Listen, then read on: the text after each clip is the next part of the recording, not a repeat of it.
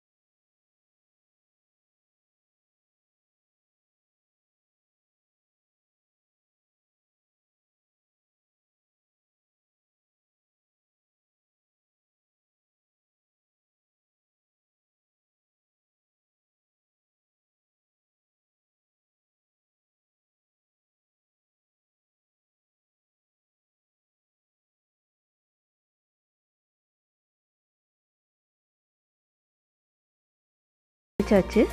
இப்போ ஒரு try pan எடுத்து நம்ம அரைச்சி வச்ச மாவை அந்த பேனில் போட்டு நல்லா ஃப்ரை பண்ணி எடுத்துக்கலாம். ரொம்ப கருகிடாமல் மிதமான சூடில் வச்சு கைவிடாமல் கிண்டிகிட்டே இருங்க. ஓரளவுக்கு சூடாகி அதில் இருக்க ஈரப்பதம் போனதுக்கப்புறம் அதை எடுத்து ஒரு துணியை விரிச்சோ இல்லை ஒரு பிளேட்லேயோ, முடிஞ்ச வரைக்கும் துணியிலே போடுங்க.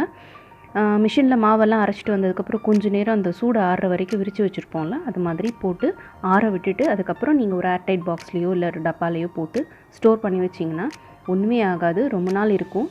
நமக்கு எப்போல்லாம் புட்டு செய்யணும்னு ஆசைப்படுறோமோ அப்போல்லாம் ஈஸியாக அந்த மாவு மட்டும் எடுத்து போட்டு உப்பு போட்டு தண்ணி விரவி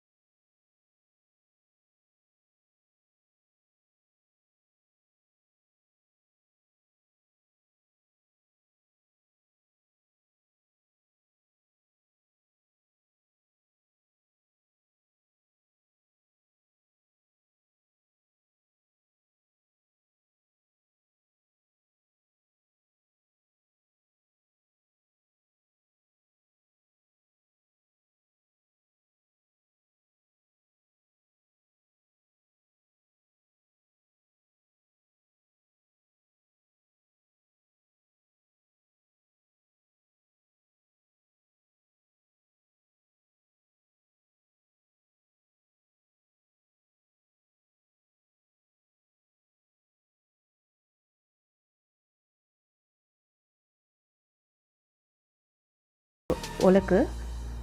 இது எல்லா பாத்திரக்கடையிலையும் கிடைக்கும். இதுக்குள்ளே ஒரு சில்லு இருக்கும்.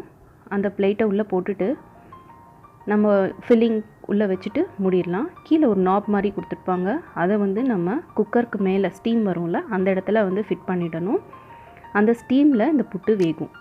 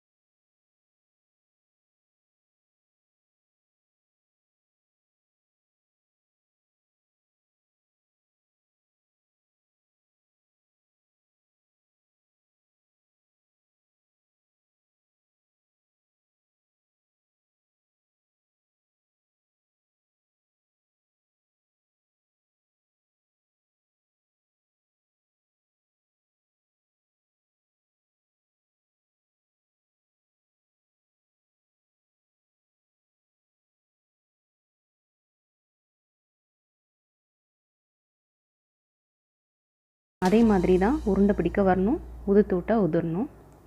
தேங்காய் பூ ரெடி பண்ணி வச்சுருக்காங்க ஃபில் பண்ணுறதுக்கு. இட்லி பிளேட்டு, இட்லி குக்கரு, உள்ளுக்குள்ளே தண்ணி ஃபில் பண்ணி மேலே துணி போட்டிருக்காங்க.